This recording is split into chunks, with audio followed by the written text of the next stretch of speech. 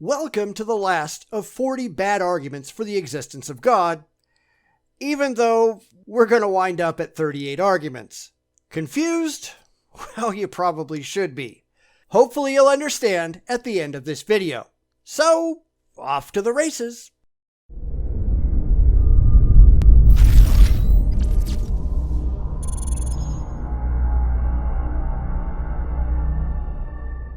Yes, it's true. By the time I got to the last video, I realized that this wasn't actually going to go 40 arguments, mostly because I renumbered a couple at the beginning and, well, it didn't work out, so mea culpa. But it isn't the number of bad arguments, it's the absolute irrationality of all of them that we should really take note of. This will wind up being almost 2 hours of, what the hell were they thinking? And honestly, they weren't. None of these arguments stand up to a moment's critical muster. These are bald rationalizations meant to reinforce the blind belief of the faithful, not to demonstrate the actual existence of a real deity to the skeptics.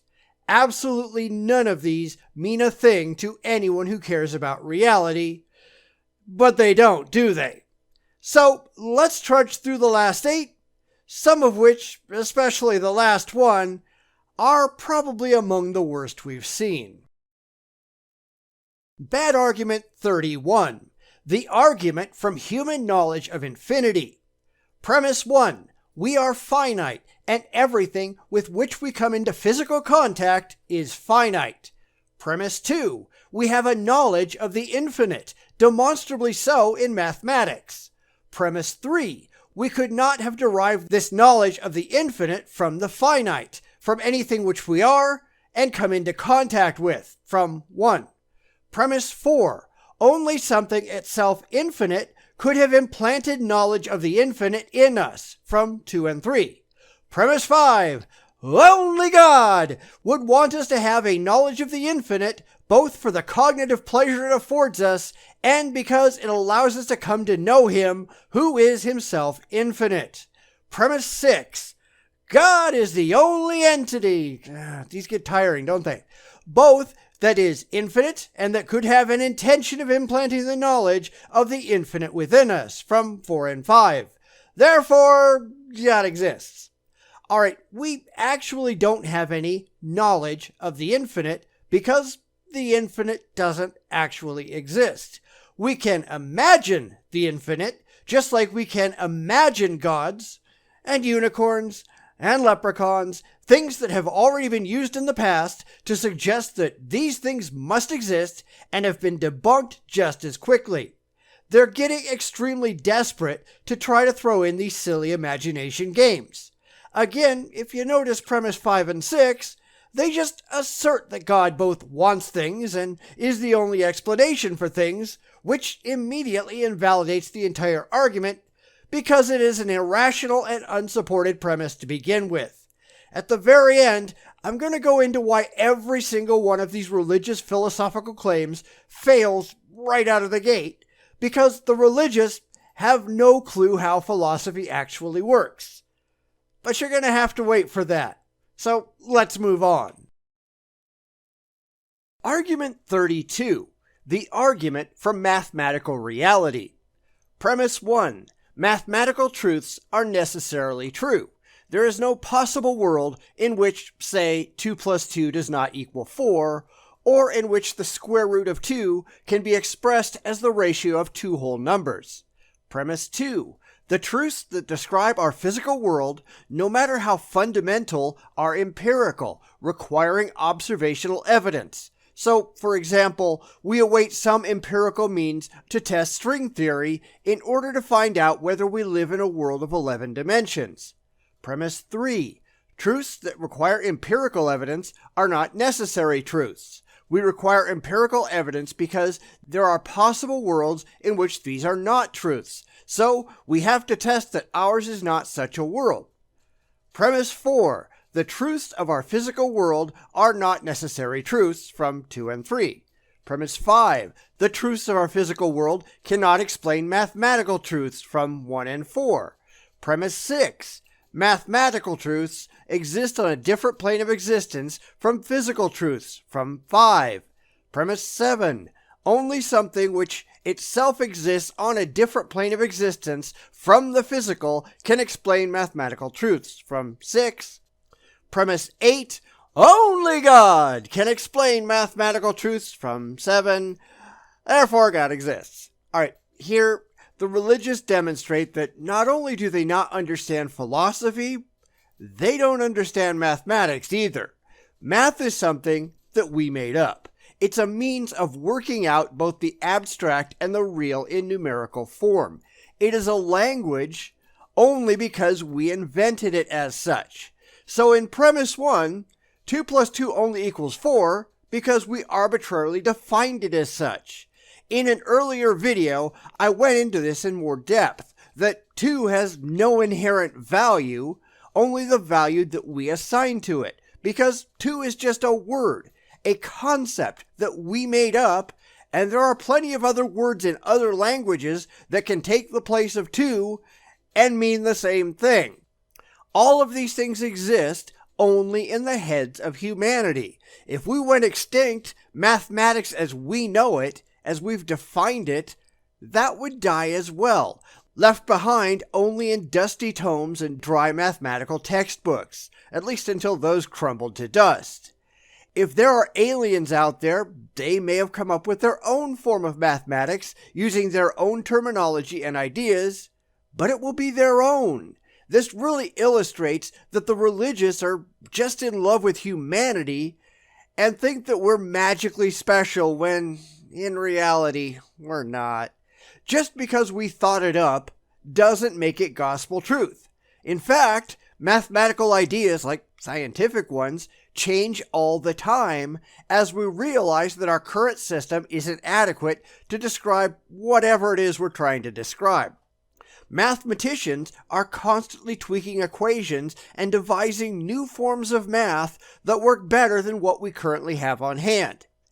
It's sad that the religious apologists don't recognize how these things work in reality. And of course, you get the declaration at the end that only God can explain it all. Says who? Because that's a constant problem that the religious refuse to correct. They care only about getting to their preconceived beliefs, not in making rational sense. Number 33. The argument from decision theory, otherwise known as Pascal's wager. These are always good. Premise 1. Either God exists or God doesn't exist. Premise 2. A person can either believe that God exists or believe that God doesn't exist. From 1.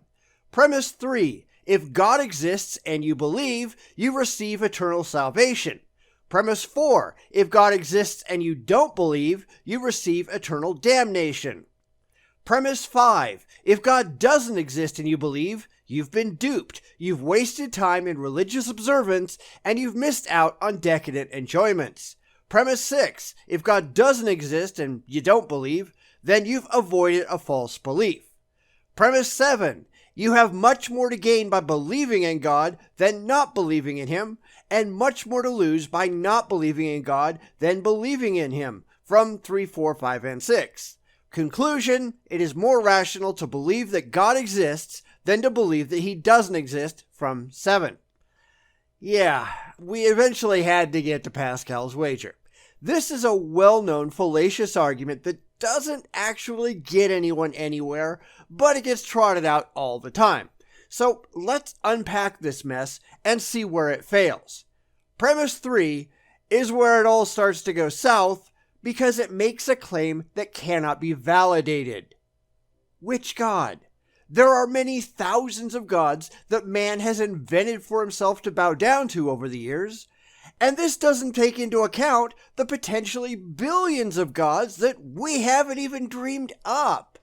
And this whole thing assumes, again without evidence, that the Christian theology has got it all right, that whatever is written in the Bible is true, and that there is an eternal salvation awaiting believers. None of this can be demonstrated to be so. So premise 3 and 4, they're unproven at best and ridiculously laughable unless you hold the preconceived notion that Christianity must be right. And which version of Christianity might that be? Because there's more than 42,000 distinct sects of Christianity out there, and none of them agree. But where this entire argument fails is when you get to premise 5, because it doesn't recognize that the options are not the Christian God or no God at all. But there could be any of a near infinite number of potential gods out there, gods we may have come up with, and gods we may never have dreamed of. If the God of the Aztecs is real, Christians are screwed. The odds that Christians have arbitrarily picked the correct God among the millions and millions of potential gods is absurdly low. You have a better chance of winning the lottery 50 times in a row. So this stops being a simple odds game in favor of the Christians and starts being a matter of going where the actual evidence leads, something that's simply not on the side of the religious. If there were, say, 100 potential gods, Christians have a 99% chance of winding up in some deity's version of whatever kind of hell, being punished for all eternity. When there are 100 million potential gods or more, the odds become vanishingly small that they somehow got it right. At worst, atheists are in the same boat, but at least we used our critical faculties in the only life we demonstrably had and maintained our intellectual integrity. At best, we didn't waste our lives in meaningless religious rituals. We hopefully actually accomplished something. Given the two options, I pick the skeptical position every time. Argument 34. The argument from pragmatism, otherwise known as William James's leap of faith. Premise 1. The consequences for the believer's life of believing should be considered as part of the evidence for the truth of the belief, just as the effectiveness of a scientific theory in its practical applications is considered evidence for the truth of the theory. Call this the pragmatic evidence for the belief. Premise 2. Certain beliefs affect a change for the better in the believer's life, the necessary condition being that they are believed. Premise 3. The belief in God is a belief that affects a change for the better in a person's life. Premise 4. If one tries to decide whether or not to believe in God based on the evidence available, one will never get the chance to evaluate the pragmatic evidence for the beneficial consequences of believing in God, from 2 and 3. Conclusion. One ought to make the leap of faith, the term is James's, and believe in God, and only then evaluate the evidence from 1 and 4. Yeah, oh good. The fallacious appeal to consequences.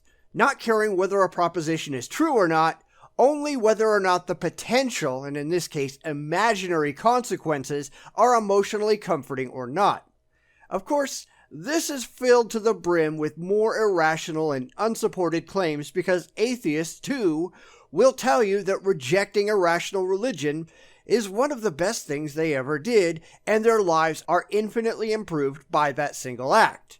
And of course, this is just trying to sidestep the truth value of the belief by specifically telling people to embrace the emotional impact a belief might have on you. Because who cares about the facts anyway, right?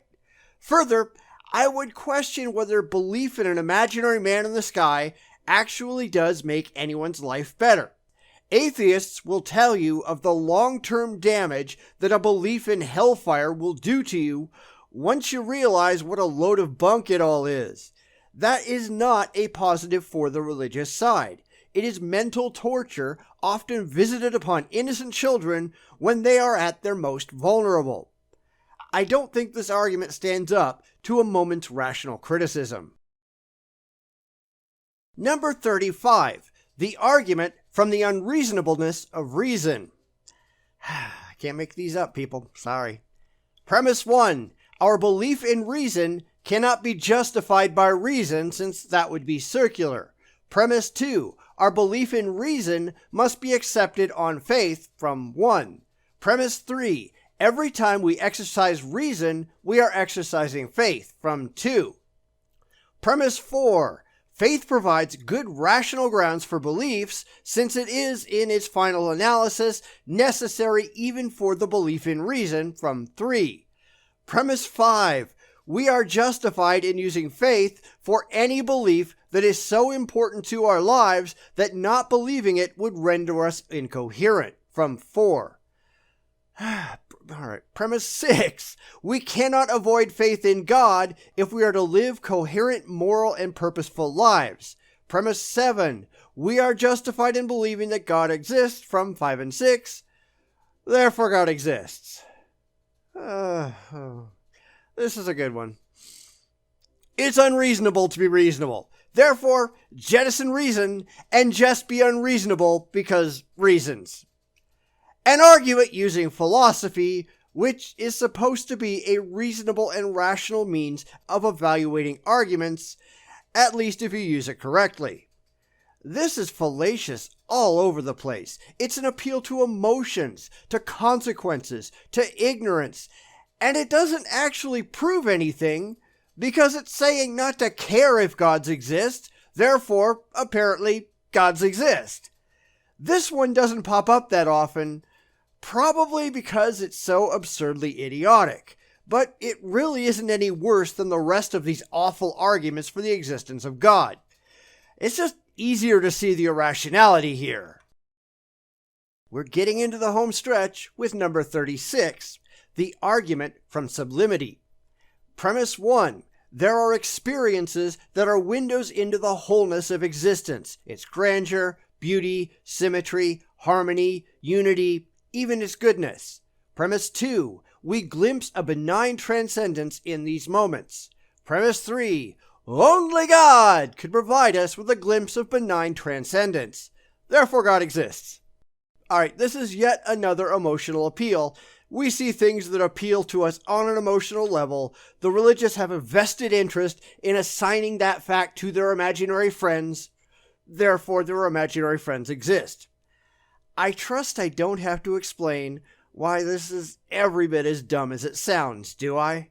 Because whether the religious want to admit it or not, all of these experiences can easily be explained by evolution and don't require their imaginary friend at all. There is nothing demonstrably transcendent in any of these experiences. They just cause a trigger of specific chemicals that produce specific feelings in our brains. No gods required. It is the epitome of feels over reals.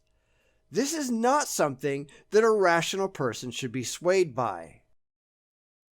Number 37. The argument from the intelligibility of the world, Spinoza's God. Premise 1. All facts must have explanations. Premise 2. The fact that there's a universe at all, and that it is this universe with just these laws of nature, has an explanation, from 1. Premise 3. There must, in principle, be a theory of everything that explains why this universe with these laws of nature exists, from 2. Note that this premise should not be interpreted as entailing that we have the capacity to come up with a theory of everything. It may elude the cognitive abilities that we have. Then why did you bring it up? Premise 4. If the theory of everything explains everything, it explains why there is a theory of everything. Premise 5. The only way that a theory of everything could explain why it is the theory of everything is if it is itself necessarily true, i.e., true in all possible worlds. Premise 6. The theory of everything is necessarily true, from 4 and 5. Premise 7. The universe, understood in terms of the theory of everything, exists necessarily and explains itself, from 6. Premise 8. That which exists necessarily and explains itself is God, a definition of God, which, isn't what anybody's talking about. Premise 9. The universe is God, from 7 and 8. Therefore, God exists. Alright, this one requires a lot of unpacking because I guess at first blush it might sound remotely reasonable, especially since scientists often talk about finding the grand theory of everything, a unifying theory that explains absolutely everything that we observe. It's a comforting thought that you will just find one thing that will explain everything. But in reality, that's probably not going to happen, at least not anytime soon. So this theoretical and fanciful theory of everything proposed here, it's really just a fantasy, and the argument is therefore based on fantasy thinking. But this doesn't actually lead anywhere useful because it takes some real liberties with logic that can't be justified. First off, the universe itself is not necessary. It's here certainly, but there's no reason why it needs to be here. People just like to think like they were planned, that it was inevitable that they were here, but that's not the case. We're here because the conditions of the universe are such as to support the evolution of our form of life. We're nothing special. We never were, and we never will be. And of course, even if you want to pretend that the universe must have necessarily come into existence for some indemonstrable reason, there's no reason to call the universe God. We've already got a perfectly good word for the universe, that being universe. There's no need to bring in an emotionally charged word that adds nothing at all to the conversation. Spinoza's God is pantheistic, but as I've shown in other videos, pantheism really gets you nowhere. It does away with all of the personal gods that care what you do in the bedroom and how many times you bow down in a certain direction every day. And that might be its only saving grace, to get rid of those idiotic ideas. But otherwise, what does this give us that just acknowledging a naturalistic universe doesn't? Emotional comfort? Well, that's only needed by the intellectually weak and critically uncivilized. Why bother with that at all? It makes no sense. And finally, number 38, the worst one there is, the argument from the abundance of arguments. Premise 1. The more arguments there are for a proposition, the more confidence we should have in it, even if every argument is imperfect. Science itself proceeds by accumulating evidence, each piece by itself being inconclusive. Premise 2. There is not just one argument for the existence of God, but many. 38 in this list alone. Premise 3. The arguments, though not flawless, are persuasive enough that they have convinced billions of people, and for millennia have been taken seriously by history's greatest minds. Premise 4. The probability that each one is true must be significantly greater than 0 from 3. Premise 5. For God not to exist, every single one of the arguments for his existence must be false, which is extremely unlikely from 4. Imagine, for the sake of argument, that each argument has an average probability of only 0.2 being true. Then the probability of all 38 being false is 0.0004, an extremely low probability. Therefore, it is extremely probable that God exists from 5. Alright, finally we come to the stupidest argument in this whole list. The argument that says because there are so many arguments, the very existence of a lot of arguments proves that the arguments must be true. This is about as dumb as saying that because every culture has tales of dragons, therefore dragons are real. This laughable mess tries an appeal to authority, saying that history's greatest minds have taken at least some of these arguments seriously, which is irrelevant because that's a fallacious appeal. Just because a lot of people believe something doesn't make it true. It is true if and only if it is actually demonstrably true and defensible with evidence. None of these ridiculous arguments are. Besides, it ignores all of the great minds that have rejected these arguments as absurd. Those who have recognized the fallacious nature of each and every single one of these stupid claims. It also pretends, for the sake of argument, although it's never justified at all, that each argument has an equal chance of being true, which, as I've shown, most of them have virtually no chance at all of actually being so. It attaches a purely invented 0.2 chance, which comes right out of thin air, and then pretends that somehow that's impressive, that there's this low probability that all of these arguments are wrong. But it never addresses the likely lower percentage